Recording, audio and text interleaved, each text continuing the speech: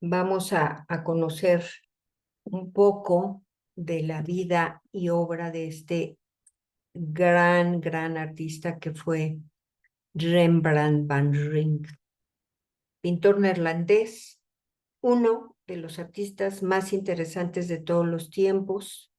Sus pinturas están repletas de drama, con unos contrastes de luz y trazos experimentales, y de hecho son conocidas sus obras en todo el mundo. Sus imágenes animadas y originales siguen conmoviendo a las personas hoy en día.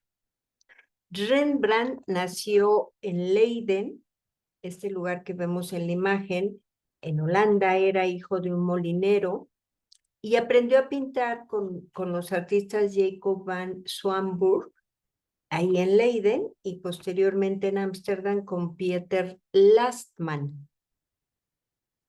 Aproximadamente hacia 1625, Rembrandt empezó a trabajar independientemente en Leiden, pero unos años más tarde se va a mudar a Ámsterdam y ahí va a abrir su propio taller.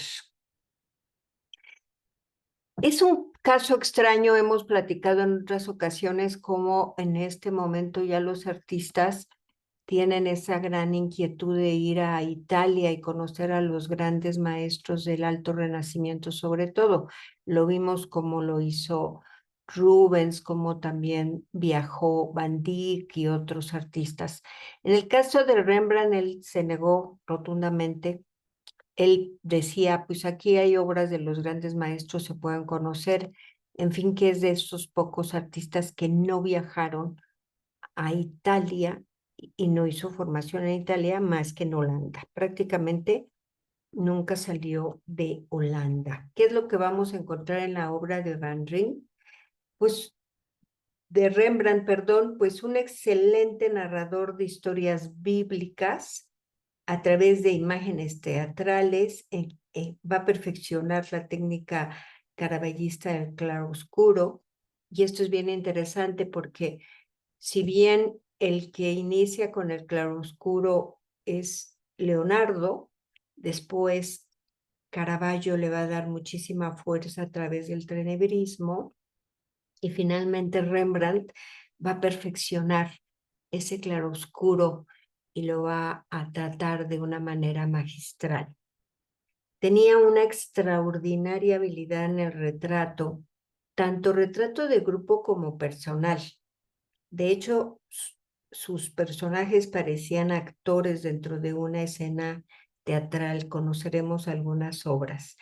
También se destacó en el arte del grabado, en donde imprimió su estilo muy particular.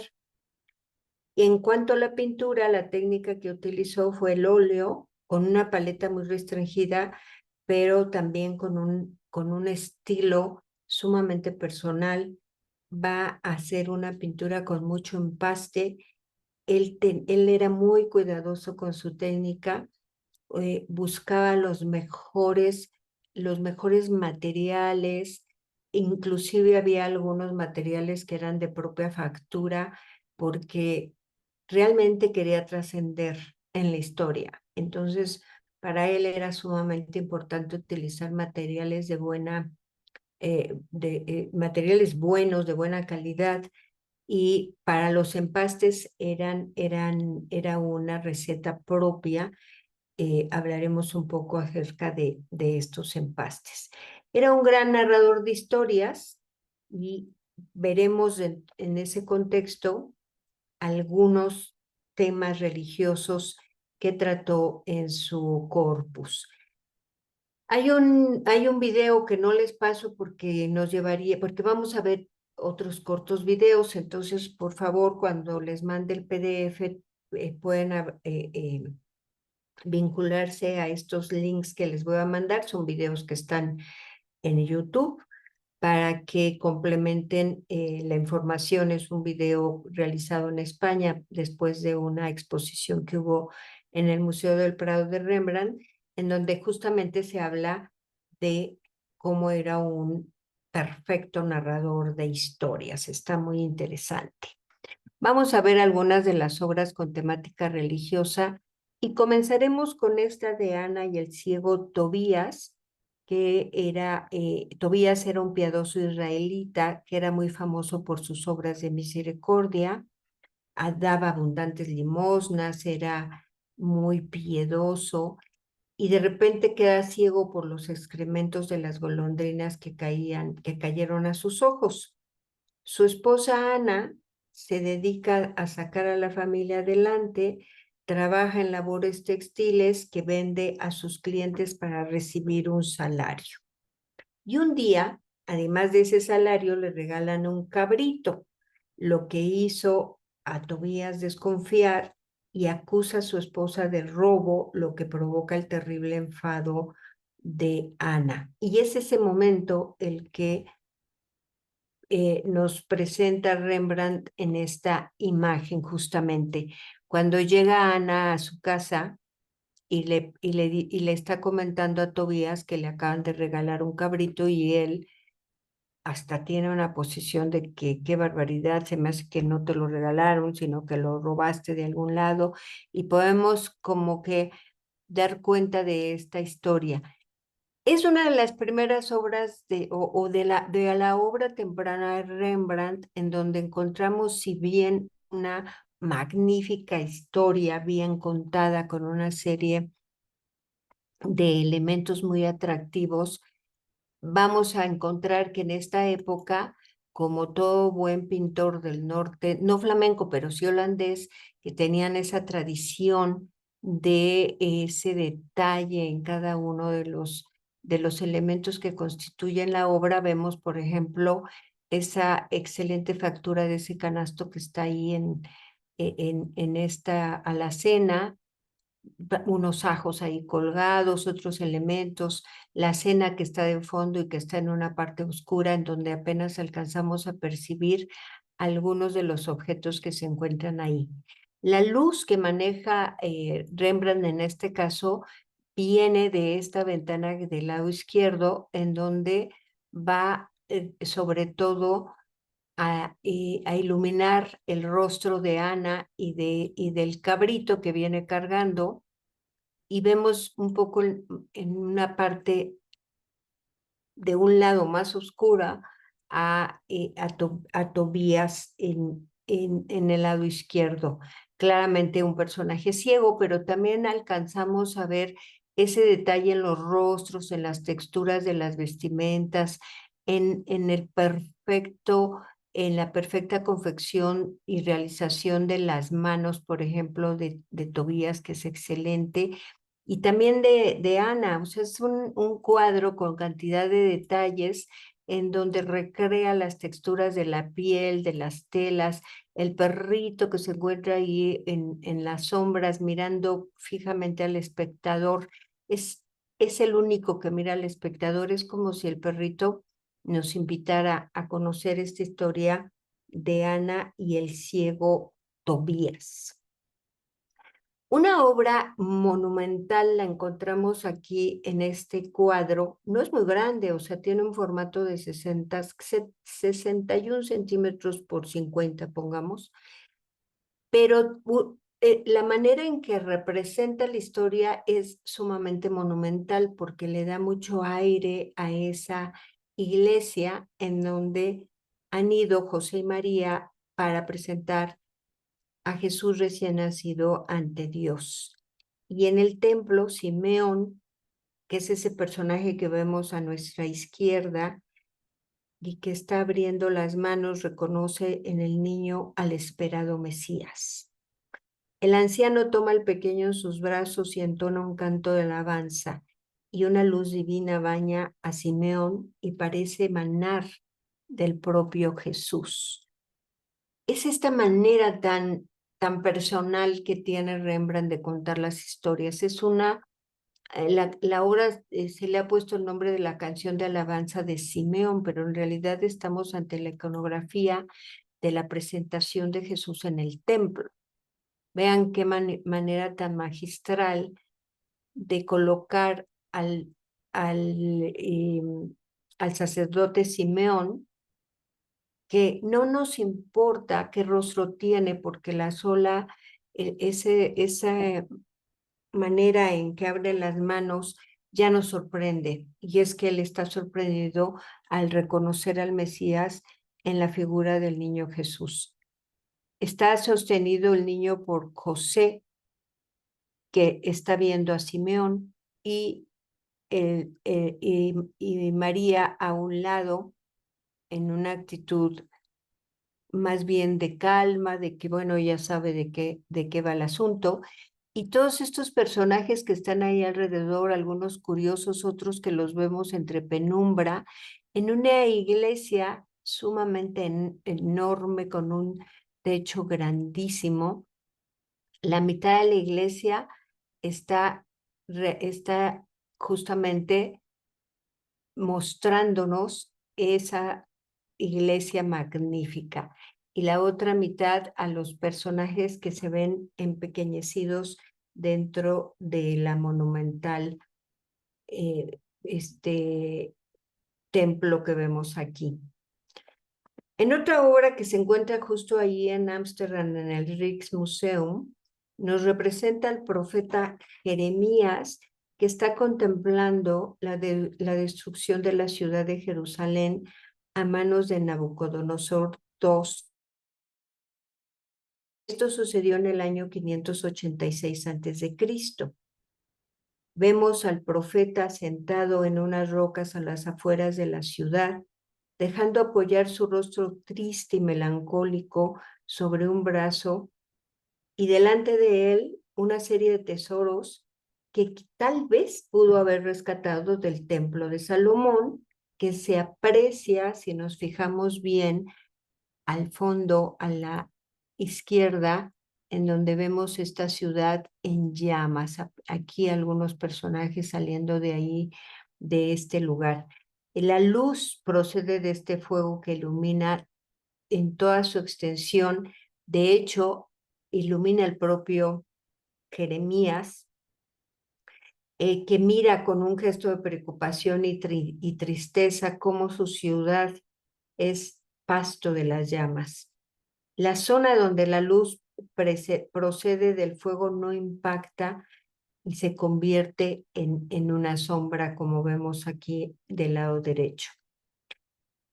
El Jeremías, pintado por Rembrandt, tiene un gran naturalismo, lo representa con la frente arrugada, el cabello largo, muy fino, las barbas también largas, las manos, el pie, vean que está frente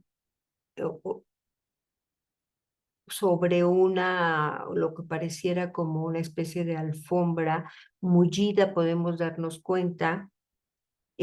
La piel del hombre es hasta cierto punto flácida, podemos ver todas las líneas de expresión, en donde Rembrandt nos demuestra ese interés que tiene por captar las figuras directamente del natural, lo que refuerza la hipótesis de que este modelo sea su padre, según los historiadores. Y vean además los elementos que ha rescatado de ahí del templo y que se encuentran ahí almacenados ahí sobre unas rocas, pero el rostro del hombre es de una profunda tristeza. Son de estas obras que realiza Rembrandt con esta paleta, como les digo, muy limitada. La paleta Rembrandt básicamente va a abarcar los colores ocres, verde, las sombras, tierras, en fin, esta paleta muy ocre, muy de tierras, y es lo que vamos a encontrar generalmente dentro de sus obras. Otra obra también interesante que encontraremos el día de hoy en esta clase es este Descendimiento de la Cruz. Esta se encuentra en Múnich, en la antigua Pinacoteca. Tampoco es de un gran formato, no llega ni a 1 metro de alto por 65 de ancho. Y forma parte de un ciclo de 7 obras que hizo Rembrandt sobre la Pasión y que fueron una petición de Federico Enrique de Orange, gobernador de los Países Bajos. Aquí Rembrandt utiliza el claroscuro para subrayar lo humano del sufrimiento y ese carácter detestable de la muerte.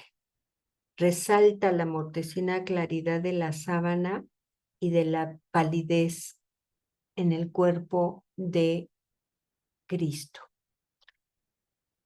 Y algo que también vamos a encontrar en obras de Rembrandt es que él en varias de ellas se va a retratar. Y aquí lo vemos justamente cargando, ayudando a descender el cuerpo de Cristo, nada más y nada menos.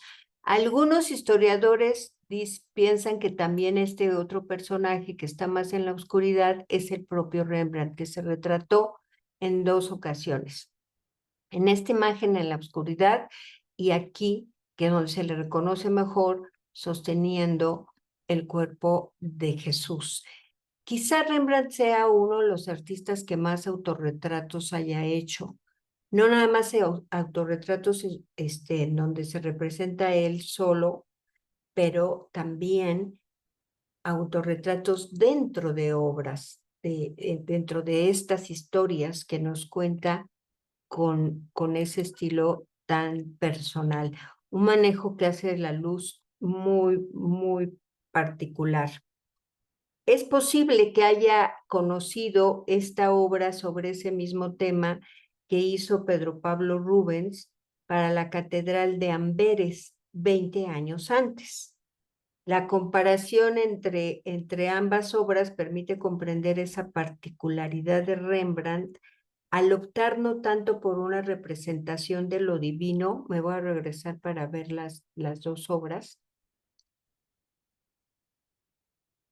O sea, Rembrandt no hace una representación de lo divino y sobrenatural, sino más bien de lo terreno y realista.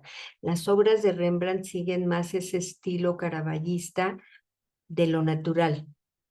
Un poco como hacía Caravaggio, de imaginarse cómo hubiera sido la historia y tratar de apegarse a esa idea que concibe en su mente. Eso mismo hace Rembrandt, pero ya con un claroscuro mucho más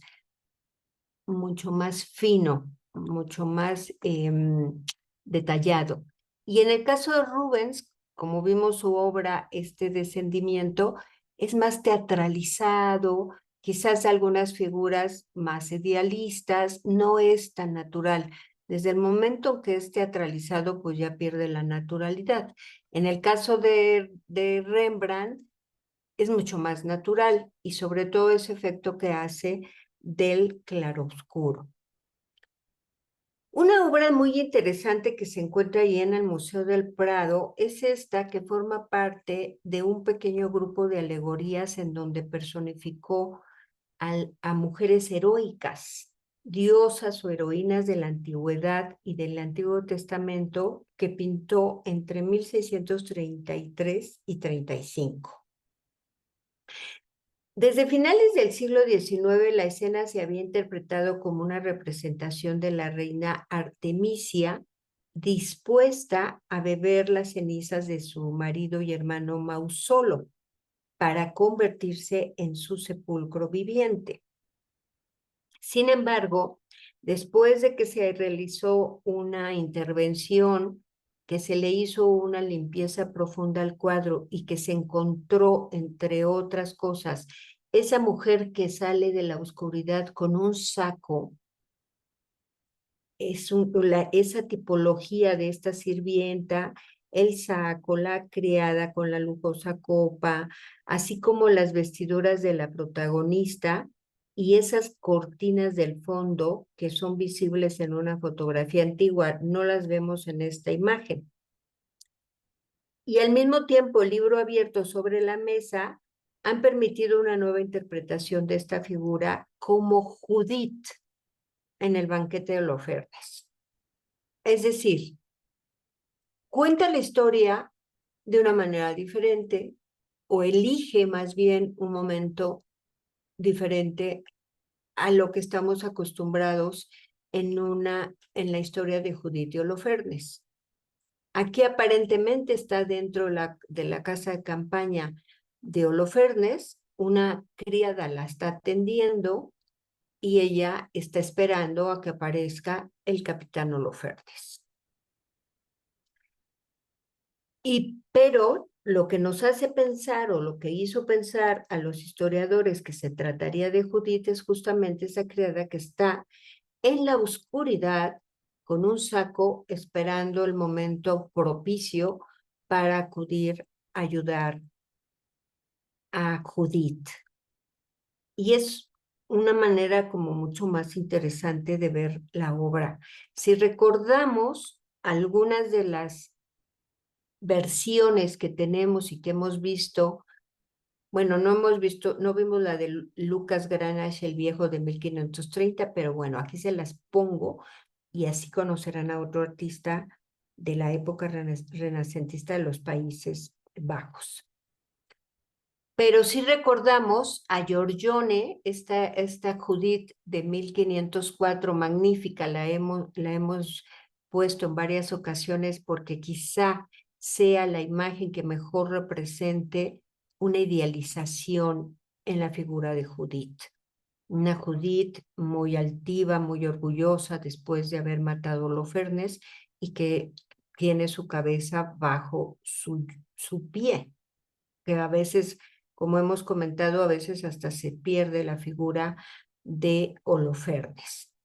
En el caso de Lucas Granesh, el viejo de alguna manera sigue esta idea 30 años, más o menos, poco menos de 30 años después, en donde igualmente nos presenta a una Judith sumamente elegante, muy estilizada, y también presentándonos la cabeza de Holofernes sobre una mesa y ella con la espada todavía sostenida en la mano derecha, el arma con el que decapitó a Holofernes. Al igual que Giorgione, y además porque estamos también en época renacentista, ya casi podríamos decir entre Renacimiento y Manierismo, pero Renacimiento finalmente en los Países Bajos con Lucas Granache, idealiza mucho la figura de Judith. Pero en 1597, ya finalizando el siglo XVI, un Caravaggio crea una imagen en una escena sumamente dramática con una gran tensión en donde vemos cómo está cortando Judith la cabeza de Holofernes. Y bueno, recordemos que también Artemisia Gentileschi, siguiendo este estilo caravallista, nos presenta imágenes de Judith y Holofernes mucho más sangrientas todavía. A diferencia de un Rembrandt, que unos 37 años después realiza una Judith nuevamente elegante, portentosa, antes de darle muerte más bien a Holofernes. Y son estas diferentes maneras que tienen los artistas para representar una historia y cómo cada uno va eligiendo un momento distinto, con los caravallistas, los naturalistas, los barrocos que les gustaba mucho todo ese dramatismo, como Caravaggio, como la propia Artemisia Gentileschi y seguidores, realzan ese momento crucial, es quizá el momento más tremendo de la escena, que es justamente el momento en que le está dando muerte a Holofernes. Pero vean cómo Rembrandt elige otro momento, un momento en donde encontramos también una Judith muy altiva, pero más bien como una Judith muy segura de sí misma y de lo que va a hacer y convencida, con una gran convicción de que está llamada a este acto heroico. Es un poco, y bueno, la serie que estaba haciendo justamente en esa época Rembrandt nos confirma eso, estaba pintando a mujeres heroicas y en ese sentido justo le da toda esa heroicidad, pero en la convicción de la tarea planteada. Otra obra interesante es esta que está en la National Gallery de Londres, que recoge un episodio de la historia de Baltasar, que era rey de Babilonia. Durante el sitio de la ciudad por el general persa Ciro, Baltasar reunió a todos sus nobles y sirvió el vino en la vajilla procedente del saqueo de Jerusalén. Durante el banquete, de repente apareció una mano misteriosa que escribió un texto indescifrable en la pared referente a la división de su reino. Y esa noche murió Baltasar. Resulta sorprendente cómo Rembrandt ha captado las expresiones de estas figuras. En este caso, de sorpresa, de temor ante la inscripción misteriosa, sobre todo ese rostro de Baltasar que se retrae al contemplar la mano y cómo está escribiendo ese texto en la pared. La luz clara es la otra gran protagonista. Crea fuertes contrastes de luz y sombra que son característicos del tenebrismo, pero con mucho más calidad, con mucho más puesta la atención en el manejo de la luz. La pincelada del pintor se ha hecho un poco más suelta, como se puede apreciar en la capa del rey, a diferencia de las obras tempranas que veíamos al principio como El ciego Tobías y Ana. Aquí ya hay un poco de soltura en el pincel de Rembrandt. Y también se distinguen claramente los detalles como el bodegón de frutas que está sobre la mesa, las joyas de las mujeres, el turbante de Baltasar, ese colorido oscuro, aunque tiene algunas notas claras como el precioso vestido rojo de la mujer que vemos a nuestra derecha, o la capa del rey o el turbante blanco, sin duda una obra maestra con esa cantidad de detalles de una gran calidad, cómo la mano surge entre nubes y escribe el texto sobre la pared. Vean el rostro de Baltasar, que no puede creer lo que está pasando, y el turbante realizado con una gran atención, su corona y esa especie de pluma que le cuelga la corona, su gran capa de oro con piel, con algunas piedras preciosas, además de otro collar también de piedras preciosas que cuelgan sobre su pecho. La mujer ha derramado la bebida que tenía en la jarra al ver semejante aparición, y también su vestido está realizado con mucha atención. Y lo mismo este bodegón que vemos aquí sobre la mesa.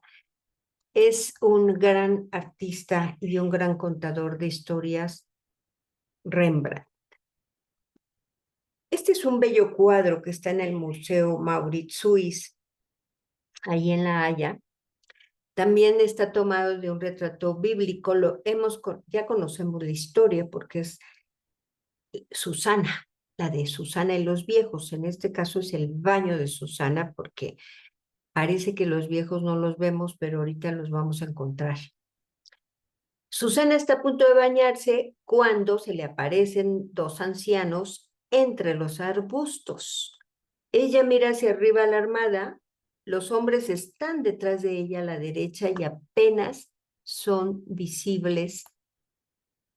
Me acerco, vean, aquí está uno y aquí el otro, nada más se le ve el turbante y ella no los ve, pero los escucha, y ellos intentan obligarla a tener relaciones con ellos, amenazando con difundir calumnias sobre ella.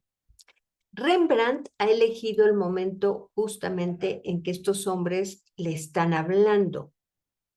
No los ve, pero los escucha, y entonces se tambalea horrorizada ante ante la deshonrosa propuesta que le están haciendo. y ella muestra su modestia y repugnancia sosteniendo su mano izquierda contra su pecho y colocando su otra mano en su regazo. Todo lo que vemos de los ancianos escondidos son estas dos figuras que les acabo de mostrar. Uno apenas el rostro, otro apenas el turbante. Rembrandt retrata a Susana a plena luz. Toda la atención se centra en la figura de Susana y su postura y su gesto encorvado son intentos de ocultar su desnudez. Y estas intervenciones potencian ese impacto dramático de la imagen. Y nuevamente no nos está pintando una mujer idealizada, nos está pintando una mujer de carne y hueso, que mira hacia el espectador, pero un poco, más bien muy asustada, porque escucha las voces de los viejos, pero no logra verlos, y eso hace que se sienta todavía más temerosa de lo que está sucediendo. Un examen técnico de la obra reveló que la parte superior de la composición originalmente era semicircular y fue recortada probablemente en la primera mitad del siglo XVIII. Una tira de 2 centímetros de ancho fue evidentemente cortada de la tabla porque es probable que estuviera atacada por carcoma. Después de una extensa restauración que se realizó en 2003, se decidió dar a la pintura este marco que vemos en la imagen con una sección superior arqueada para darnos una idea de cómo fue la composición original de Rembrandt. La representación sin adornos del desnudo femenino ha provocado algunas reacciones notables a lo largo de los siglos. Por ejemplo, el pintor inglés Sir Joshua Reynolds, que vio el cuadro en la Galería de Arte del Príncipe Guillermo V en 1781, escribió: parece muy extraordinario que Rembrandt se haya esforzado tanto y haya hecho al final una figura tan fea y desfavorecida. Pero su atención se dirigió principalmente al colorido y al efecto, en los que hay que reconocer que ha alcanzado el más alto grado de excelencia. La concepción de Reynolds de la belleza femenina ideal todavía respiraba el espíritu de los clasicistas, que rechazaron desde el principio la imitación intransigente de la naturaleza de Rembrandt. Como pintor, sin embargo, se mostró receptivo a los colores cálidos de Rembrandt y a los sutiles efectos de luz. Lo cierto es que es una obra magnífica de Rembrandt, en donde nuevamente encontramos a un pintor que se sale totalmente de, de, de todo, que lo hace único, vamos. Es una manera de encontrar en la historia algo que la hace totalmente diferente a todo lo que me hemos visto con respecto a esta historia de Susana y los viejos.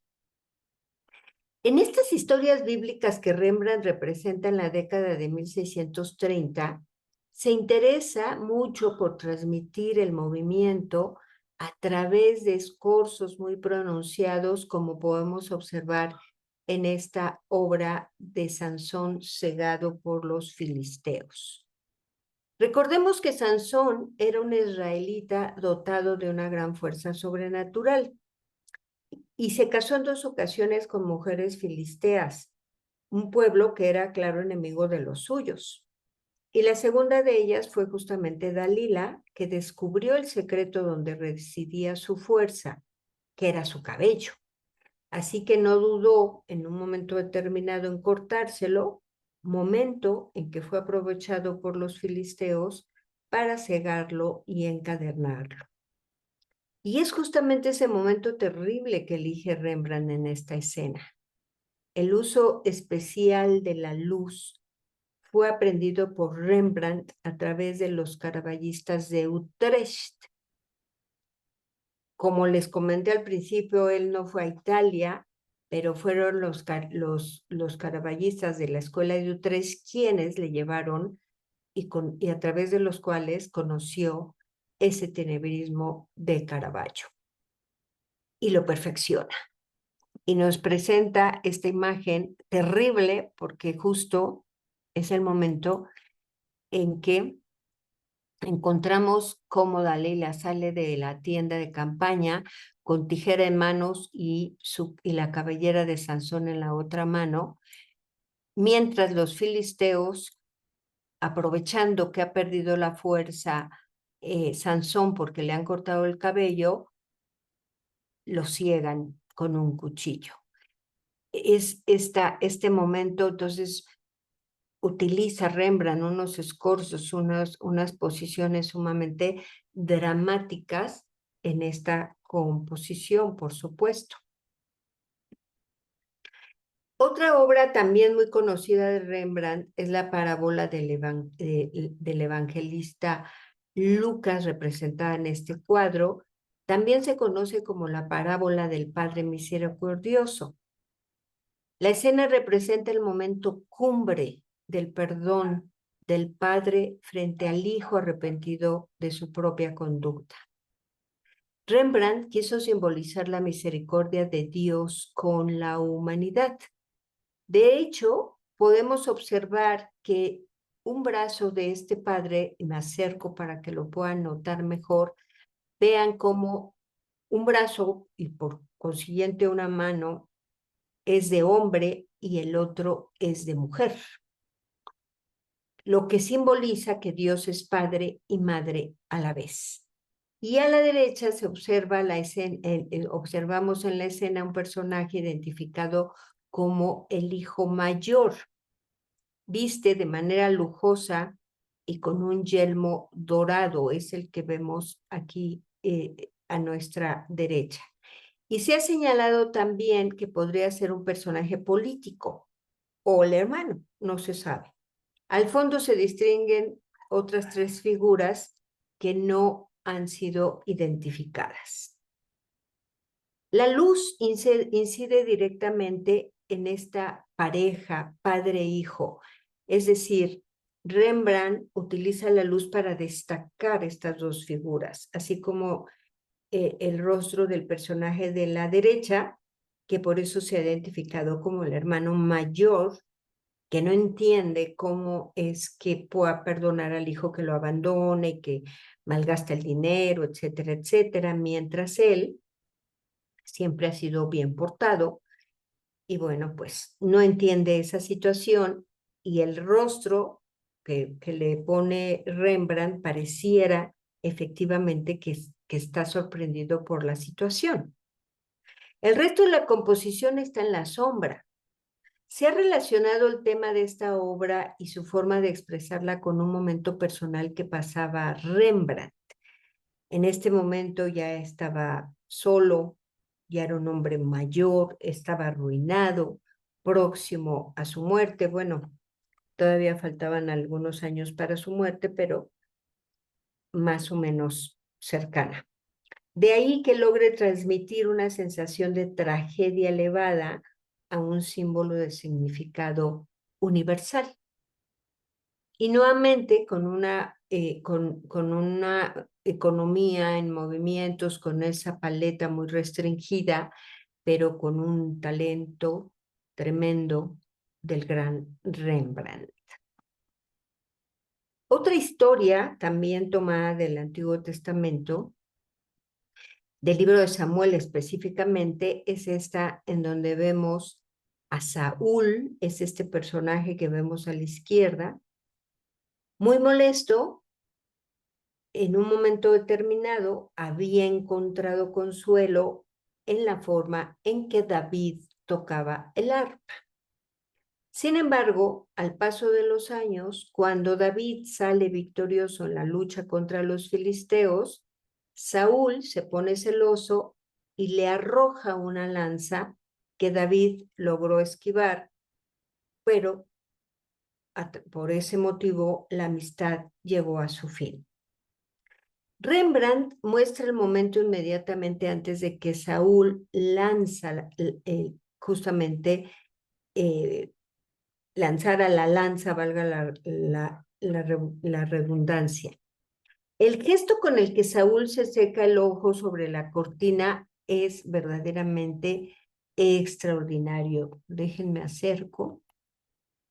Vean, toma la cortina, se seca el ojo como si estuviera abrumado por el dolor y agarrar lo primero que tuviera a la mano. Son estas ideas que son tan originales, que son tomadas del natural y que son típicas y únicas en la obra de Rembrandt. Esta obra no ha sobrevivido indemne al paso del tiempo. En el siglo XIX las figuras de Saúl y David fueron separadas, es decir, hagan de cuenta que cortaron el cuadro a la mitad y cuando luego volvieron a reunirlas, se añadió un gran trozo de lienzo sobre la cabeza de David. Seguramente el original, que no tenemos idea de cómo pudo haber sido, pero sí se piensa que David pudo haber estado un poco más o menos a la altura de cómo está Saúl. Las pinceladas rojas del manto de Saúl, que estaban pintadas con una libertad y amplitud inusuales, eran originalmente menos llamativas y estaban cubiertas con una capa superior semitransparente, con algunas veladuras. Pero en estas intervenciones que ha tenido la obra, pues se ha invadido parte del original. No conocemos bien cómo estaría el original, nos damos una idea, pero sí podemos seguir notando ese talento de Rembrandt. En cuanto a la pintura mitológica, Rembrandt es bastante peculiar porque va a hacer representaciones de mitos, pero de una manera bastante costumbrista. Por ejemplo, esta obra en donde toma como fuente las metamorfosis de Ovidio para recrear el rapto de Europa. Europa era una princesa fenicia que es raptada por Zeus, convertido en toro, y se la lleva desde las orillas de lo que hoy es el Líbano hasta la isla de Creta. Y ahí tuvieron 3 hijos, Sarpedón, Minos y Radamantis. Rembrandt representa la historia de un modo bastante realista, con trajes contemporáneos y un paisaje holandés. Esta obra le fue encargada por Jacques Spex, que era miembro de la Compañía Holandesa de las Indias Orientales. Vamos a ver esta obra de Tiziano que realizó en 1629, o sea, pocos años antes de la de Rembrandt, en donde vemos cómo se representaba el mito. Y lo hemos visto con muchos artistas, con Rubens, con Van Dyck, con otros artistas que siempre representan como estas figuras mitológicas desnudas, como muy en un mundo como etéreo, ¿no? Justo para simbolizar el mito, etcétera. A diferencia de lo que hace Rembrandt, que es, digo, se sabe que es el rapto de Europa porque hay algunos elementos que nos hacen saber que se trata del rapto de Europa, porque vemos cómo es raptada por un toro y cómo se la lleva justamente de ahí de la isla a orillas de lo que hoy es el Líbano. Y cómo hay unas mujeres que están espantadas y también hay un carruaje con un hombre y otra mujer más atrás que no dan crédito a lo que están viendo. Se están llevando a Europa y no pueden hacer absolutamente nada, pero en un ambiente totalmente costumbrista, con vestimentas contemporáneas a la época en que vivió Rembrandt, y se sale totalmente de ese contexto que se había planteado como mitológico, ¿no?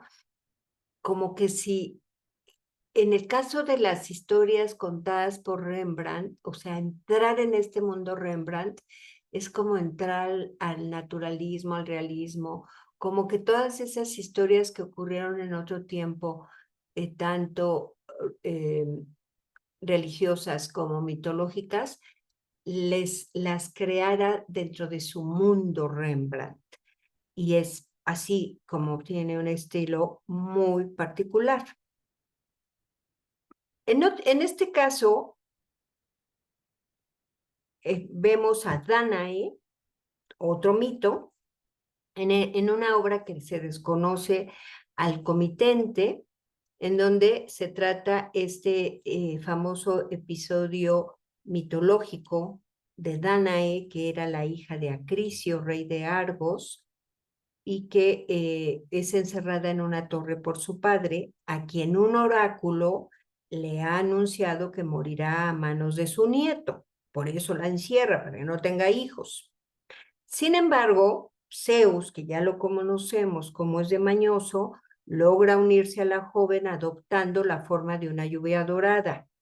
Si hace rato lo vimos con la forma de toro para llevarse a Europa, pues aquí se convierte en lluvia dorada y de esta unión nace el héroe Perseo. Rembrandt pinta a la joven acostada en su cama antes de recibir a Zeus, que aquí se representa no con esa lluvia dorada, sino más bien con una luz dorada. Por las dimensiones, se trata de uno de los cuadros más imponentes del pintor y de uno de los mayores desnudos femeninos que realizara Rembrandt. Los personajes están representados prácticamente a tamaño natural. También esta obra tuvo un atentado en 1985.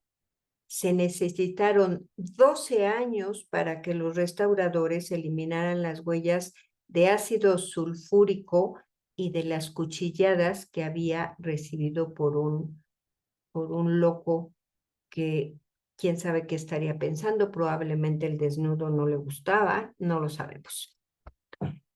Aunque pinta a Danae desnuda, pero bueno, lo amerita la historia, con esa luz. Vean que pinta, por ejemplo, en lugar de lluvia dorada, pues hay un amorcillo que podría ser Cupido, que sería representando el amor, pero también a un personaje que está casi entrando ahí a la habitación, nuevamente con elementos muy contemporáneos del artista. Una obra que es bellísima es esta imagen de un filósofo en meditación realizada hacia 1632 que está allá en el Louvre. Es magnífica por ese manejo que hace Rembrandt del el claroscuro sensacional. Entramos a esta habitación en donde hay una escalera en caracol que nos lleva a un piso más arriba, con el que podemos constatar que es un personaje que se encuentra en una especie de sótano. Está sentado, pareciera filosofando o dormitando o meditando, vean cómo nos lo presenta Rembrandt, y es iluminado por esta luz que entra por la ventana de la izquierda. Entonces nada más está iluminada esa parte del salón. Y un poco el lado derecho que se ilumina por ese fuego que está atizando esta mujer, seguramente para calentar este gran salón. eh, y está prendiendo la chimenea y entonces alcanzamos a ver esa luz. Pero hay que detenerse para darnos cuenta que se encuentra ahí otra figura, porque Rembrandt le da todo el protagonismo a este filósofo en meditación, que nos recuerda también un poco a ese personaje de Jeremías que está que está viendo, que está siendo testigo de cómo se está quemando Jerusalén. Y que probablemente, por otro lado, si el modelo para Jeremías fue su padre, pues pudiera ser también que estemos frente a otro retrato de su padre. Esta es una de las grandes obras de Rembrandt en el cenit de su fama y del dominio absoluto de su arte. Una imagen delicadamente íntima, informal en la pose que tiene, y tiene esa irresistible cercanía que llevó a suponer que probablemente se tratara de una obra incompleta. Rembrandt espía aquí a Hendrix Stoffels, que fue su compañera desde 1649, condenada por la Iglesia holandesa por esta relación al margen del vínculo matrimonial. Ella fue la nana de su hijo Titus, que tuvo con su esposa Saskia. Ya había muerto Saskia y entonces este contacto cercano que tenía, primero tuvo otra amante que era la primera niñera de Titus. Y luego ya se quedó con esta mujer, Stoffels, que ya lo acompañó hasta el final de su vida. Ella tiene una actitud entre incierta, divertida, vean ese rostro tan natural que nos ofrece Rembrandt, y se adentra en las aguas del arroyo alzando su blanca combinación con un gesto muy auténtico, muy cotidiano, exento de una gracia afectada, sino que se ve sumamente natural. Y la interpretación del tema aquí ya ni siquiera es importante para comprender esa inagotable frescura, esa síntesis que tiene el pincel de Rembrandt, que plasma con pocos trazos la esencia de tal forma, sin definir el contorno, así como su insuperable técnica con que sabe reproducir los más variados efectos ópticos. Es aquí donde utiliza mucho ese empaste para darle realce a algunos de los espacios, algunos de esos elementos que quiere resaltar en la imagen, y lo hace a través del empaste.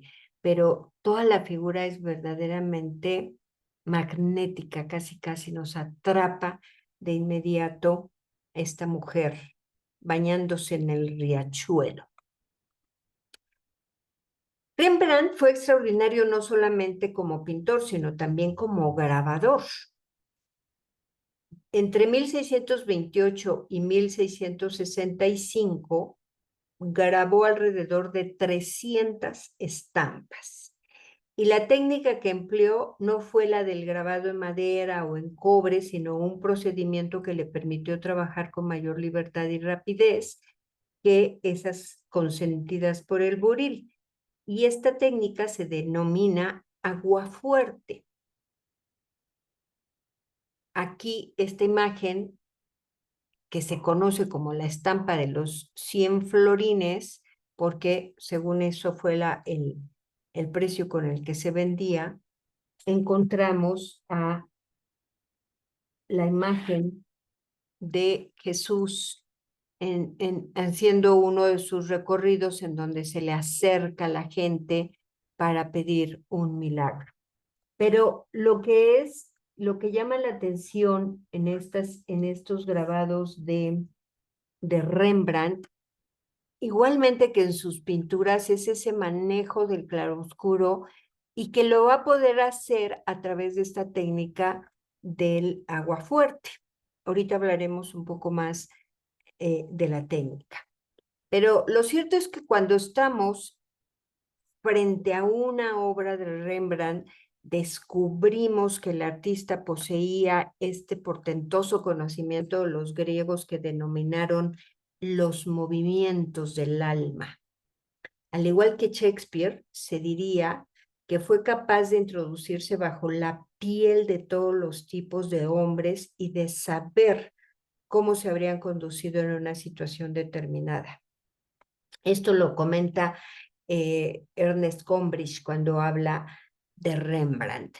Y es que es, hace estas figuras tan terrenales, tan naturales, que efectivamente se introduce bajo la piel de cada uno de estos personajes. En este Cristo predicando también un poco siguiendo esa misma temática que la anterior. Y justamente esa cualidad que tenía Rembrandt hace de las ilustraciones de estas escenas bíblicas algo muy distinto a todo lo que anteriormente se había hecho.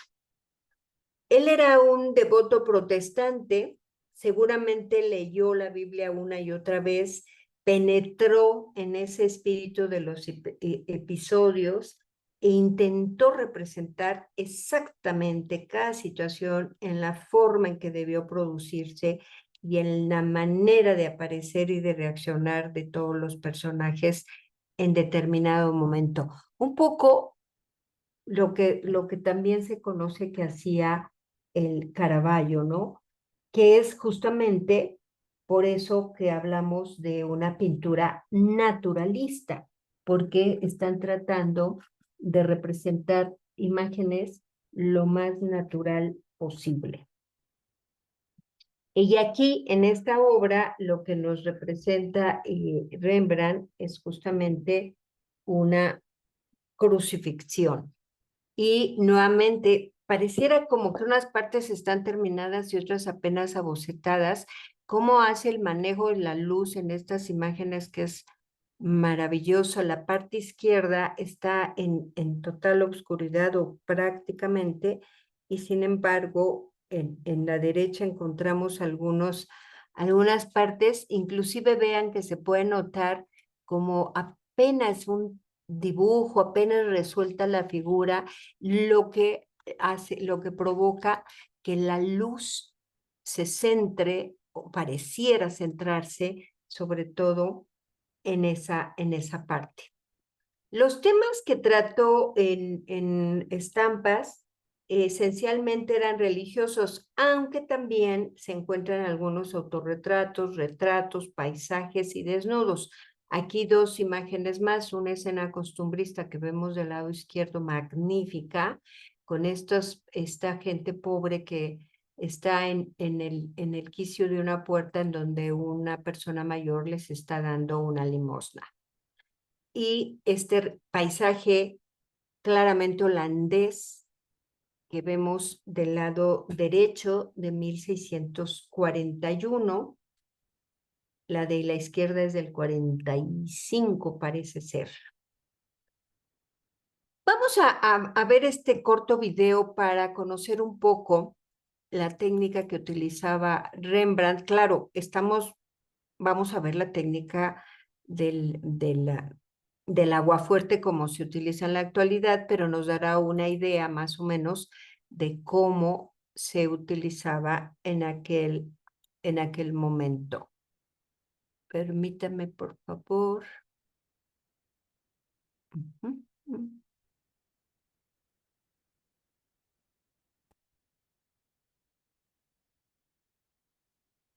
No, me regreso. Me voy a ir a YouTube.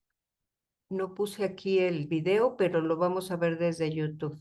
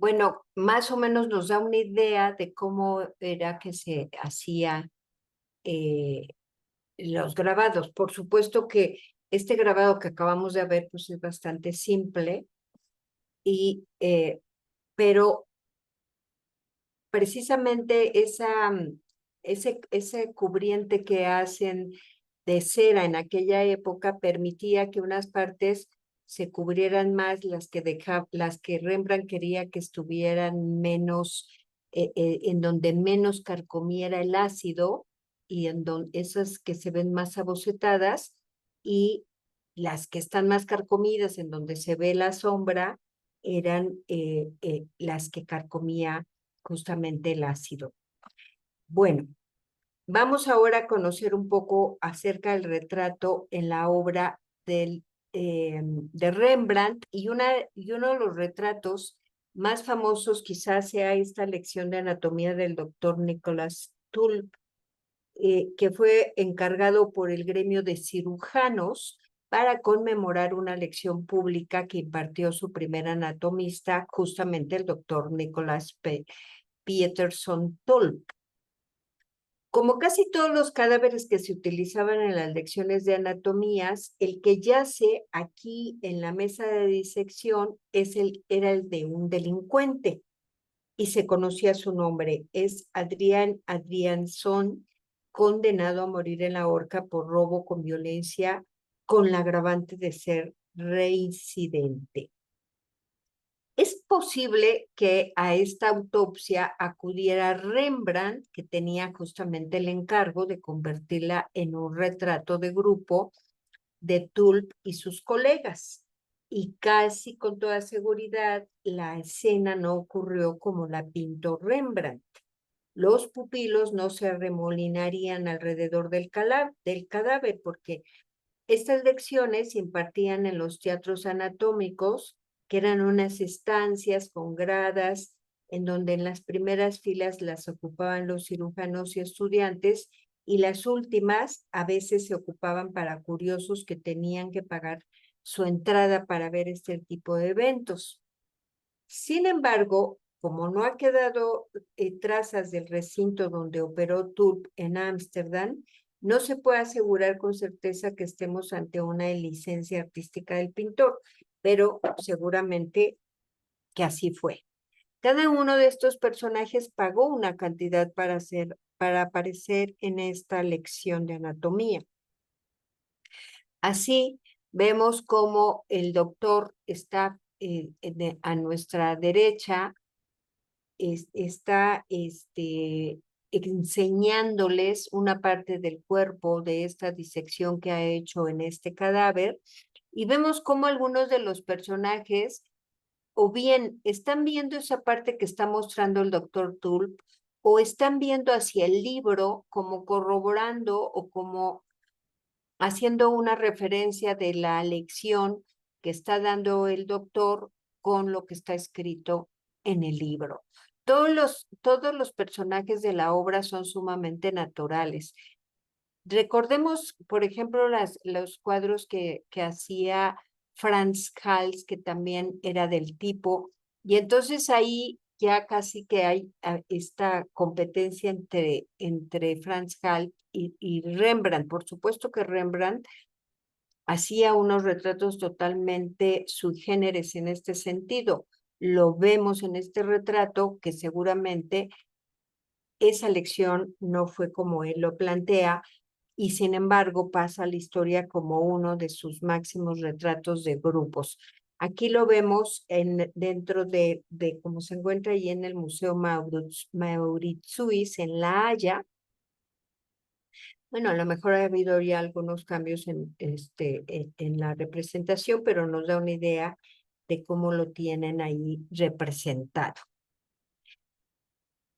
En este sentido de los retratos de grupo, quizá la obra más famosa, más conocida, no solamente dentro del corpus pictórico de Rembrandt, sino en general de la historia del arte, es esta que se conoce como la Ronda de Noche, que se encuentra igualmente en el Rijksmuseum en Ámsterdam.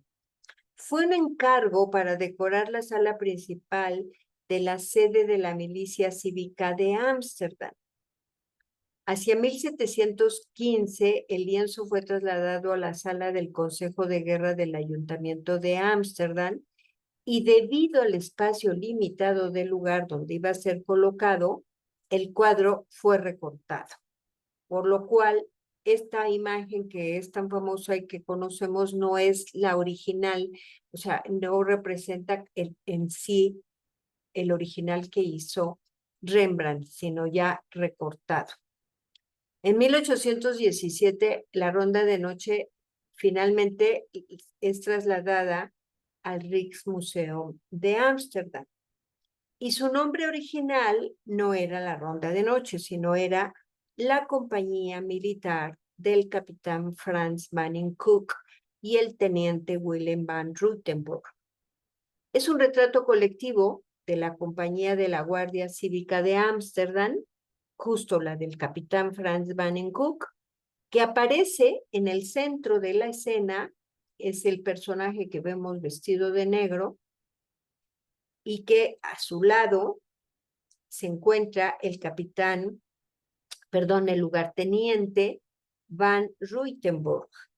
Este tipo de cuadros, como lo comentábamos la semana pasada, eran muy frecuentes en Holanda y lo costeaban los miembros del grupo o la corporación que estaba representada y que deseaban figurar dentro del lienzo, con sus rasgos individuales y con ese tono que vemos aquí en la imagen, un tono realista, burgués, de origen protestante, que era característico de la pintura holandesa del siglo XVII. Ahora bien, me voy a ir para esta imagen para hablar un poco más de ella. Al momento en que es recortada, pues algunos de los personajes se salen de la escena y a diferencia de otros retratos de la época, no todos pagaron la misma cantidad, porque no todos tienen un lugar preponderante en el cuadro, como si sucede como los cuadros que hemos visto, el anterior de la clase de anatomía o los que vimos la semana pasada de Frans Hals, en donde la mayoría de los personajes están, casi todos tienen como que la misma preponderancia, no hay uno que esté más en una situación mejor que otro, en fin. En el caso de esta obra de Rembrandt, sí, cada uno pagó una cantidad diferente. ¿Qué es lo que encontramos aquí? Por ejemplo, que Rembrandt le da una historia a este retrato. No lo plantea como un simple retrato y por eso es tan famosa esta obra. Pone a todos los integrantes de la compañía militar, pero los ubica como en un momento determinado, en ese momento en donde el capitán Frans Manning-Cook está dando la orden a su teniente Willem van Ruytenburg para ir hacia una empresa, hacia algún acto a donde tenían que acudir y todos están prestos para acudir a ello. Y así podemos encontrar a varias figuras, por ejemplo, este señor que está alistando su rifle, igual estos personajes que vemos aquí a la izquierda, cada uno de estos personajes forma parte de esa milicia. Se aprestan también con las banderas, con algunas, con algunas armas, algunas lanzas. Aquí está otro personaje que vemos aquí que que está medio camuflado con un casco y que tiene sobre el casco unas plantas que es como camuflaje. Y vemos que está ensayando con su fusil. Alcanzamos a ver el humito inclusive en esta parte de aquí de la derecha, atrás del sombrero de este personaje. Este otro hombre que también está alistándose con su arma, los personajes que también van en el tambor, por ejemplo, que también ya se están alistando, cada uno platicando con el otro, un poco comentando lo que está sucediendo, en fin, que no es un retrato común y corriente, es una puesta en escena de esta compañía militar. Se conoce como la ronda de noche porque durante mucho tiempo era muy oscura y entonces pensaban que se trataba de una escena nocturna. Sin embargo, cuando se le hizo una limpieza, se dieron cuenta que era una imagen diurna, ese momento que les digo en donde el capitán está dando la orden de salir y entonces, pero para entonces, pues ya el nombre de la ronda de noche, pues ya la ha marcado a este cuadro en la historia del arte. Hay varios detalles interesantes dentro de la obra. Una, fíjense cómo está representado el capitán Banning Cook y su teniente. El teniente, como podemos darnos cuenta, era un personaje de mucho menor estatura que el propio capitán, pero los dos eran las figuras principales de este cuadro. Entonces, ¿qué hizo Rembrandt para colocarlos más o menos a la misma altura? Bueno, por un lado, le pone un traje oscuro a Banning Cook, eso lo hace como que se haga un poco más hacia atrás, y coloca al teniente Willem van Ruytenburg con un traje claro para que su presencia resalte un poco más, por un lado. Por otro lado, le pone un sombrero de copa alta, que entonces ya no parezca que que hay mucha diferencia en la estatura de uno y otro, sino más o menos como que ahí la llevan.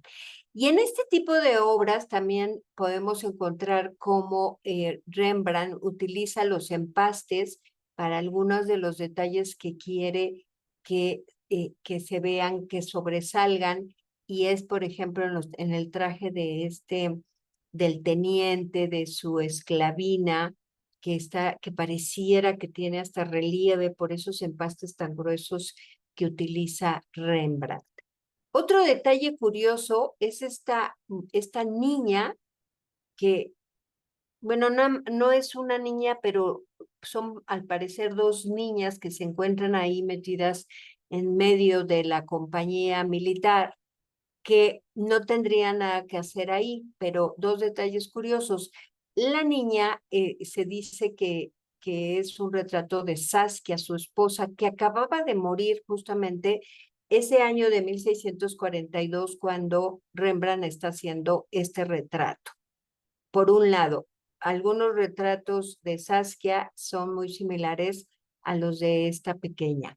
Y otra cosa es que a través de esta figura que tiene este gallo que trae colgado la pequeña, está ese detalle de los arcabuceros a través de las patitas que tiene el gallo. Entonces, como que era una manera de poner ahí el símbolo de la compañía militar. Y finalmente, encontramos a un personaje que se nos pierde un poquito al final de la imagen, en donde solamente vemos el sombrerito, un ojito del personaje, y que se trata nada más y nada menos que del propio Rembrandt, que aparece ahí como autor disfrazado o autor, podríamos decir visitante, pero disfrazado de la época, ahí viendo qué ocurre en esta compañía militar. Es otro de los tantos autorretratos que se realiza Rembrandt. Vamos a ver este video que nos va a hablar un poco más de la obra y luego iremos a ver un poco más de retratos. Déjenme, les pongo optimizar sonido y video.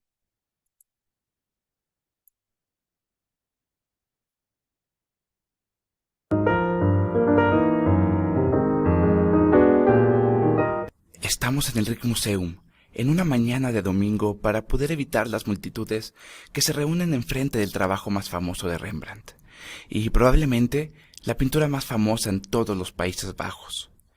Esta es La Ronda de Noche, de Rembrandt. Es un retrato en grupo, y también es un tipo de pintura que era muy característica de la República de los Países Bajos en el siglo XVII. Esta es una pintura sobre un grupo de milicias de Ámsterdam que estaba destinado a defender la ciudad. Pero, para el momento en que Rembrandt pintó esto, era en gran parte una ceremonia. Ellos tomaban parte en procesiones, en desfiles y en festividades relacionadas con la ciudad, y ellos simbolizaban todo este orgullo cívico. Así, es como uno tenía que pagar cuotas con tal de ser miembro y siempre ser un ciudadano destacado para ser importante. Es por eso que aquí tenemos a un grupo de ciudadanos de élite de Ámsterdam. Esta obra está expuesta con otros retratos de grupos de milicia en esta sala en que estamos conociendo, pero seguramente esta es la más sobresaliente. A diferencia de otros retratos de grupo, donde generalmente tenemos un cierto tipo de luz uniforme y un parecido al tipo de retrato o de fotografías que le toman a tu grupo de clases en tu escuela, en cambio, aquí, en la obra de Rembrandt, tenemos a un grupo de personas en el acto de juntarse en torno a una acción. Observa cómo el capitán está dando una orden militar de reunirse y seguir adelante a su teniente. Hay un sentido en la función del retrato que ha sido menospreciado. Rembrandt ha decidido imponer un tipo de jerarquía a las figuras. En otras palabras, en los demás retratos de grupos hay una luz uniforme y una tensión uniforme a cada rostro, y generalmente hay un manejo uniforme en cada figura. Ahora, cada figura puede colocarse en primer plano o colocarse en segundo plano, y de hecho, eso dependía del precio que pagaba cada modelo para tener ese honor. Pero aquí tenemos dos hombres en primer plano, que claramente es lo más importante. Ellos están inundados con una hermosa luz barroca que les da ese aire dramático.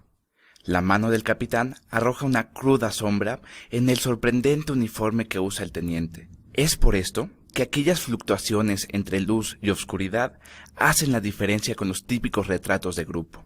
Esta es una pintura barroca, no solo en el manejo de la luz, también en la sensación de lo momentáneo. También en el tipo de composición de las diagonales, que están definidas por las lanzas que están alzadas, por el estandarte en el lado superior izquierdo, activando así la escena. Ahora, si vemos la obra de Hals, también nos da la sensación de informalidad y movimiento, lo cual no es típico en el género de los retratos en grupo, pero Rembrandt nos absorbe con una narrativa.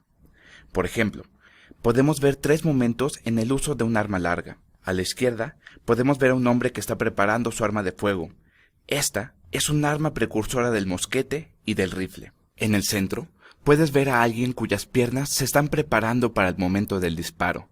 Y puedes ver el humo del cañón, lo cual se confunde un poco con las plumas del sombrero del teniente. Y en el lado derecho, tenemos a alguien soplando el humo de su arma después de utilizarla. Los historiadores del arte creen que estas imágenes son, en cierta forma, derivadas de un manual sobre cómo usar este tipo de arma de fuego. Y esto le da un motivo más de orgullo al grupo de milicia, porque ahora aquí tienen su arma. Ellos practicaban en un campo cercano y ahora ellos nos muestran cómo tirar. Pero hay mucho más en juego. Mira, aquí hay un perro ladrando. También alguien que toca los tambores, otro que levanta el estandarte militar y hay una niña que marcha. Y de hecho, ella fue un rompecabezas para los historiadores de arte. Si tú la miras de cerca, te darás cuenta de que son 2 niñas, una detrás de la otra. Pero hay una que es más evidente. Si tú la ves de cerca, observarás su hermoso vestido. Ella tiene colgando una gallina muerta que ha sido colgada, boca abajo, en su cinturón, con unas garras prominentes. Esto hace alusión al nombre de este particular grupo de milicia. Así que imagina este cuarto repleto de retratos en grupo. Y debo admitir que cuando miro a mi alrededor, miro a la pintura de Frans Hals perfectamente bien pintada, increíblemente informal y cotidiana, pero pese a ello, siento que sé menos de esa obra. No sé ni quién sea la gente retratada. Puedo imaginarme detrás de todos ellos e imaginarme a los ciudadanos de Ámsterdam en el siglo XVII. Imaginar quiénes eran estas personas, pero de alguna manera me siento más involucrado con la historia en La Ronda de Noche. Si vemos al Frans Hals, podemos admirar sus pinceladas, la innovación de su composición, también la forma en que toma riesgos en términos del tradicional retrato de grupo. Pero Rembrandt trasciende esa categoría de pintura. Él logra que nos interesemos por las figuras, incluso si no sabemos su identidad. En la obra de Hals no tenemos mucho movimiento. En cambio, Rembrandt nos da una lección de Caravaggio. Él está trabajando el aprendizaje del barroco italiano, pero recuerda que estamos observando esta pintura de manera muy distinta a alguien que la podía observar en época de Rembrandt. Ahora, por alguna extraña razón, la pintura fue cortada cuando fue sacada de una sala militar, y podemos ver que no solo quitaron la parte de arriba de la obra, también su lado izquierdo, algo no muy centrado. A la izquierda tenemos dos figuras que se pierden, también toda aquella parte superior del arco y algo de la arquitectura del espacio. Y ahora la bandera, por ejemplo, no estaba en la parte superior del cuadro, así que es un poco más ilegible para nosotros quitando el resto del cuadro. Y también es importante recordar que la pintura no se llamaba inicialmente la Ronda de Noche. Era mucho más específica y se refería a la milicia que estaba representando, y también al capitán ahí dibujado. Obtuvo este título que conocemos en el siglo XVIII, después de que la pintura se había oscurecido considerablemente y de que no existía evidencia concisa de que fuera una imagen durante el día. Aunque la obra es oscura, las figuras sobresalen de esta oscuridad en la tradición derivada de Caravaggio. Esto sale de la tenebrosa tradición del barroco italiano y también todo el misterio y el drama que se imparte. Ahora, si miras cuidadosamente podrás ver un escudo grande que fue agregado después de que muchos de estos hombres murieron para recordar quiénes fueron. Cuando miras esta obra, pero ahora desde atrás, y vas entrando a esta galería y ves a toda esta gente parada enfrente de ella, la pintura es, entonces, tan cotidiana, tan natural, que percibes a las personas interactuando con las figuras del cuadro. Puedes observar el majestuoso escorzo, por ejemplo, en el arma que sostiene el teniente, la forma en que se mueve nuestro espacio, o el rifle en manos de la figura de rojo, o la mano del capitán que se lanza hacia adelante. Esto es lo que se conoce como escorzo, y este escorzo está siempre que movamos nuestros ojos a lo largo de todo el cuadro. Y es que esto tiene que ver con la separación entre cada persona, envueltas en lo que están haciendo, y en la forma en que todos están llamados a una orden. Es este el momento de transición. Esta es una pintura que nos permite ver el complejo momento en donde la gente se está moviendo desde sus pensamientos individuales hasta una formación. Ahora la galería está llena, es hora de partir.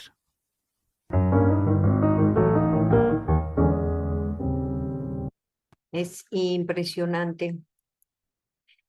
Rembrandt, magnífico, ¿no les parece?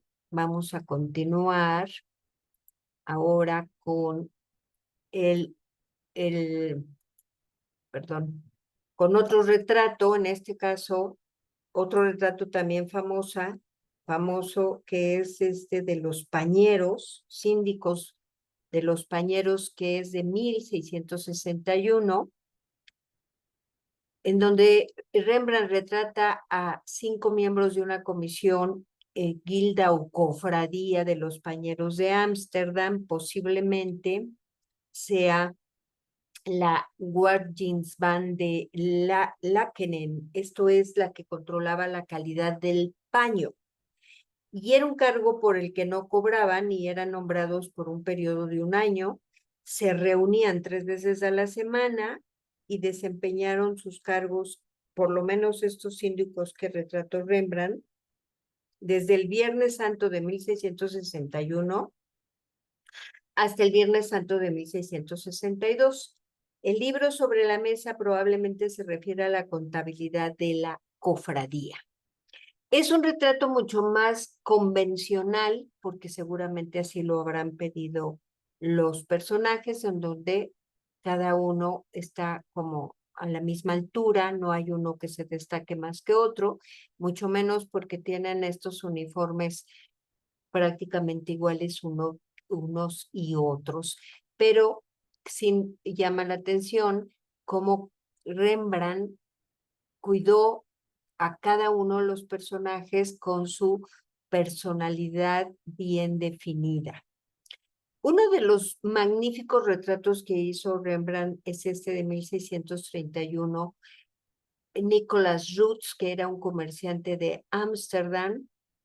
No tuvo mucho éxito, se declaró en bancarrota poco antes de morir, y se cree que el retrato lo pudo haber encargado su hija Susana, que también estaba casada con un comerciante, pero en este caso era exitoso. En esta obra, Nicholas Roots tenía 58 años. El historiador Ernest Gombrich nos dice acerca de los retratos de Rembrandt. Dice, en los retratos de Rembrandt nos sentimos frente a verdaderos seres humanos con todas sus trágicas flaquezas y todos sus sufrimientos. Sus ojos fijos y penetrantes parecen mirar dentro del corazón humano.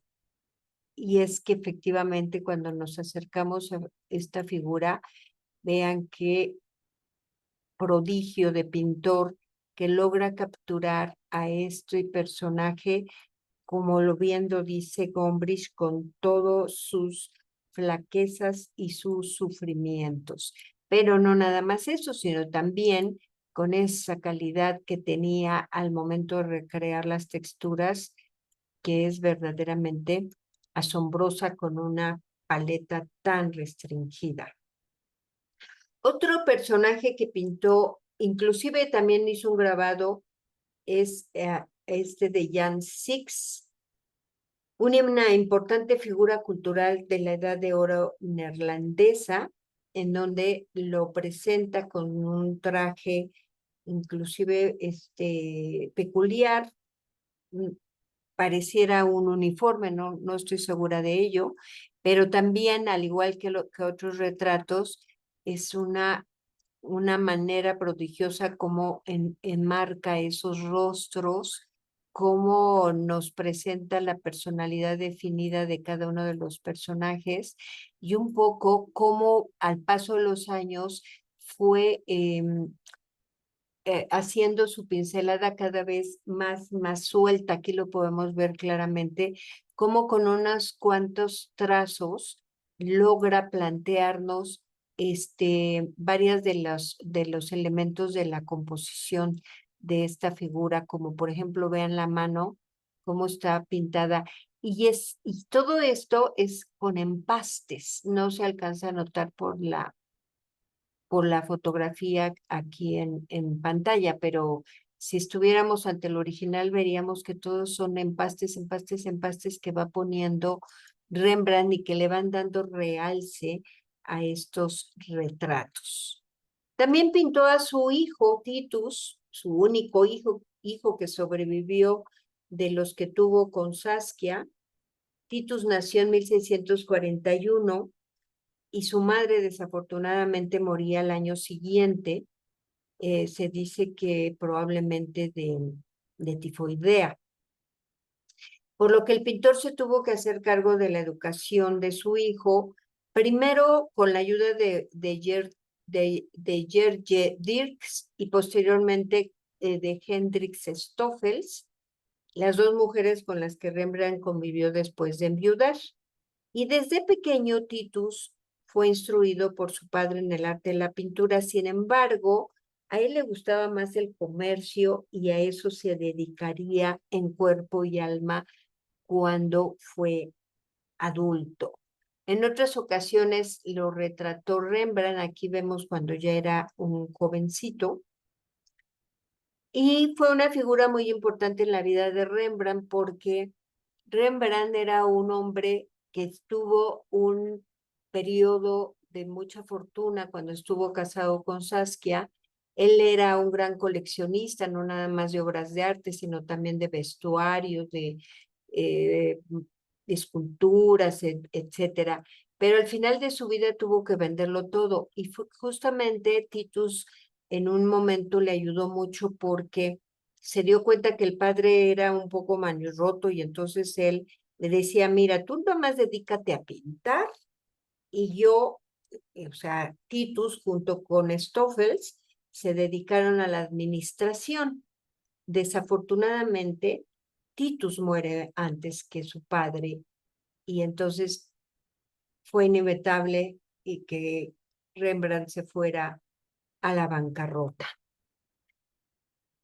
Por otro lado, Rembrandt fue el primer artista en haber concebido de forma programática el autorretrato como elemento de un discurso autobiográfico.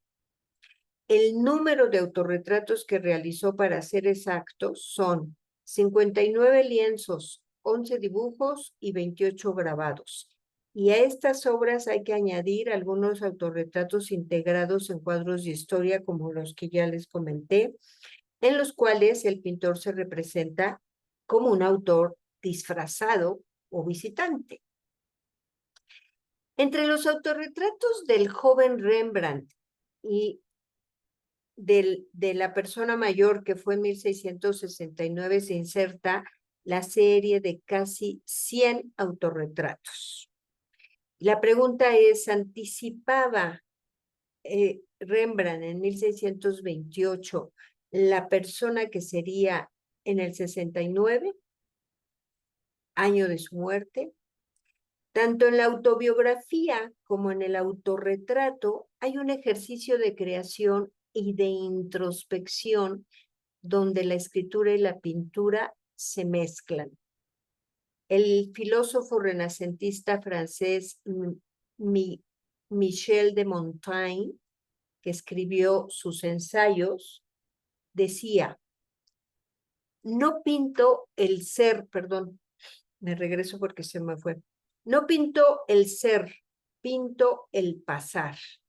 No el paso de una edad a otra, sino de día en día, de minuto en minuto. Si mi alma pudiera revelarse plenamente, no me buscaría, me encontraría. Ella está en aprendizaje y se pone a prueba. Para el historiador rumano Víctor Stoiquita, si Rembrandt, a través de su rica serie de autorretratos, se ensaya sin resolverse jamás, lo hace en el espíritu de este ensayista Montaigne. Así entenderemos su rasgo más característico, que es la abundancia de los autorretratos. El primer autorretrato de Rembrandt es este de 1626, cuando tenía 20 años, y lo hace teniendo como escenario su taller de producción creativa, frente a un gran lienzo cuya obra no podemos ver. Rembrandt se pintó en el momento preciso en que se aleja unos pasos del caballete y del pincel, y con pincel en mano escudriña con una mirada crítica su obra. Su encuadre recoge su figura y el nacimiento de su pintura. 2 años después, realiza este pequeño autorretrato en donde se aprecia la energía y originalidad del pintor. Cabeza y busto parecen bien definidos.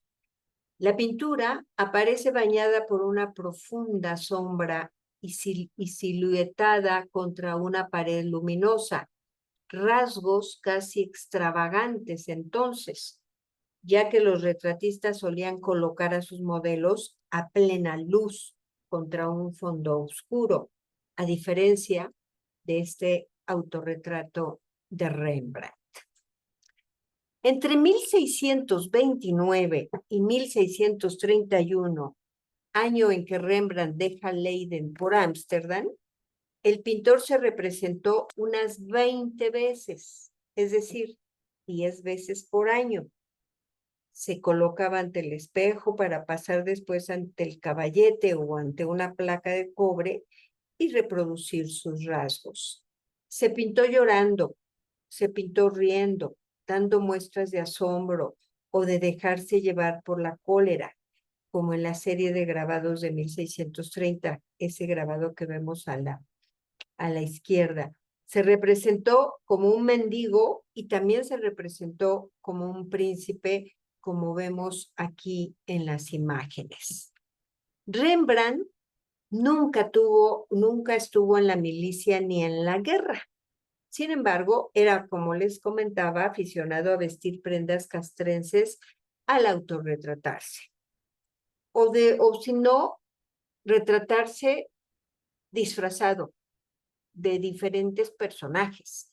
Aquí aparece elegantemente vestido según la moda, con el cabello más cuidado que de costumbre, una pequeña gola metálica de la que sobresalen el cuello blanco de su camisa. Su rostro, de mirada expresiva e inteligente, se vuelve hacia el espectador con un gesto serio y seguro. A los 23 años era un artista consciente de su valía y cotizaba al alza. Por eso se representa como un joven acomodado. En 1630, Rembrandt empieza a cosechar sus primeros éxitos en Leiden, tras haberse formado con Lastman en Ámsterdam. En este aguafuerte se muestra con rostro divertido y asombrado, viveza que logra mediante un perfecto dibujo con líneas bien trazadas y con enorme seguridad. Posiblemente con su muesca quisiese estudiar el movimiento y las expresiones humanas. Este tipo de retratos en aguafuerte y de corte tan expresionista solo los realizó hasta finalizar la década de los 40. Y es inevitable pensar en cómo recuerdan a ellos algunos, por ejemplo, de Goya, siglo y medio posteriores. Ya los conoceremos cuando lleguemos al gran Goya. Otro retrato donde encontramos también disfrazado con un atuendo oriental es este que está en París, en donde está también como un gran señor oriental con su perrito en primer plano. En un grabado se representa apoyando el brazo sobre un muro con esta pose orgullosa y mirando en actitud algo desafiante al espectador. Viste ropa elegante acorde con su situación social después de que se casa con Saskia, pero también es un traje anacrónico más propio del siglo anterior. Y es que solía disfrazar tanto a sus modelos como a sí mismo con prendas y sombreros espectaculares, como podemos ver de otras épocas que guardaba en su taller. Y la postura que adopta reclinando el brazo sobre el codo es una pose a manera de propia de retratos renacentistas.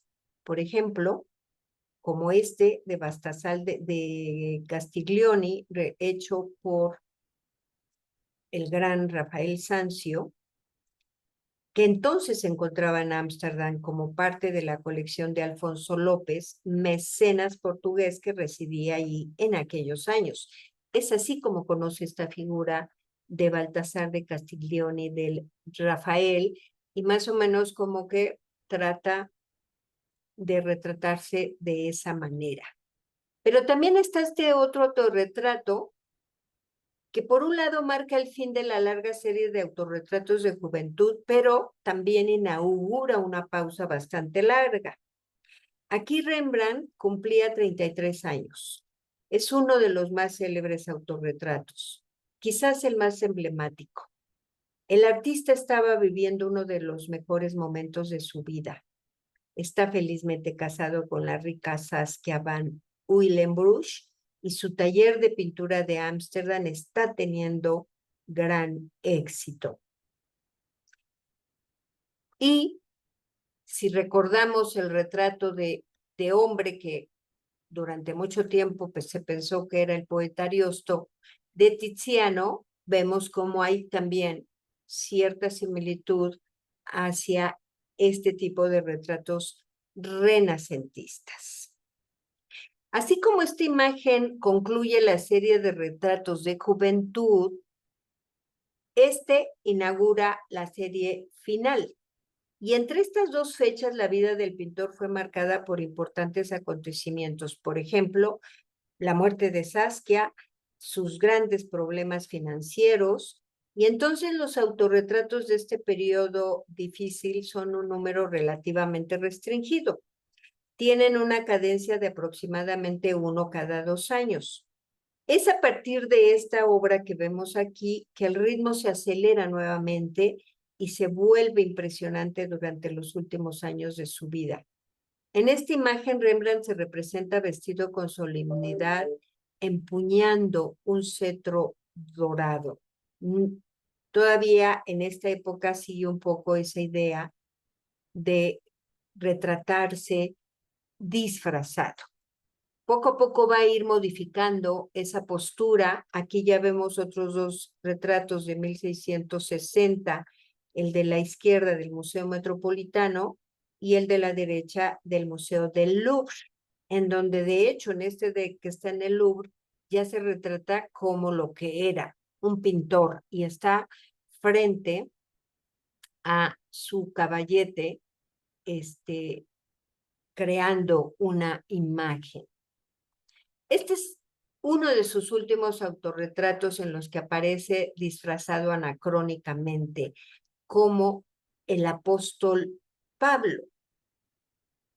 Y otro interesante es esta imagen en donde, según algunos historiadores, parece aludir al mítico pintor Zeuxis, que a punto estuvo de morirse de risa ante la vanidad de uno de sus modelos, que era una anciana, que quiso que se le representara en la flor de su juventud. Lo que más llama la atención en este autorretrato es esa fuerza de introspección que tiene Rembrandt y que va más allá de la pasión por la fisonomía manifestada en sus primeras obras juveniles. Y aquí conviene recordar nuevamente las palabras de Montaigne que nos ayuden a comprender un poco esta idea filosófica en las obras de Rembrandt. Dice Montaigne: es una espinosa tarea la de penetrar en las opacas profundidades y en los pliegues internos. No hay en la descripción dificultad mayor que la descripción de uno mismo. Más me esmero y me conozco, menos me entiendo a mí mismo. 40 años separan a estas dos obras. Ambas se parecen en su pose de 3/4, con el cuerpo ligeramente de perfil, mientras la cabeza se expone de frente. El bonete sobre la cabeza del retrato de la derecha indica su estatuto de pintor. Las similitudes acentúan las diferencias. Los rasgos que el tiempo ha dejado sobre su rostro son elocuentes. Y como el filósofo que de manera tan profunda marcó su espíritu, Rembrandt parece haber querido decirnos: no he pintado el ser, he pintado el pasar. Este fue uno de sus últimos autorretratos y en él mira con fijeza al espectador y se presenta ante él con realismo y con sus utensilios de trabajo. A estas alturas ya no tenía el menor interés en adularse, así que no disimula su nariz ancha, sus ojeras marcadas, las arrugas que surcan su rostro, ni su figura oronda vestida con ropa cómoda y abrigada.